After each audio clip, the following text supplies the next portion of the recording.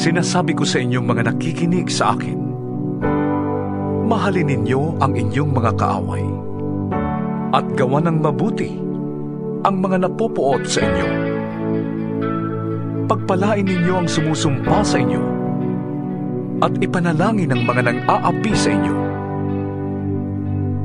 Kapag sinampal ka sa isang pisngi, iharap mo rin ang kabila. Kapag inagaw ang iyong balabal, huwag mong ipagkait ang iyong barong.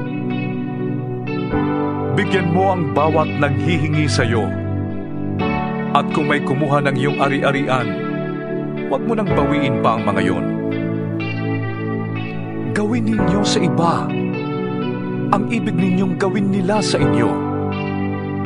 Kung ang nagmamahal lamang sa inyo ang inyong mamahalin, ano pang gantimpala ang inyong hihintayin?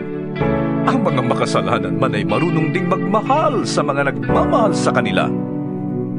Kung ang mga mabuti lamang sa inyo ang inyong gagawa ng mabuti, ano pang gantimpala ang inyong hihintayin? Kahit ang masasamang tao ay gumagawa rin yan.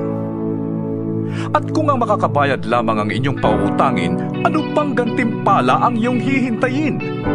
Kahit ang masasamang tao ay nagpapautang din sa kapwa nila masama sa pag-asang sila'y babayaran.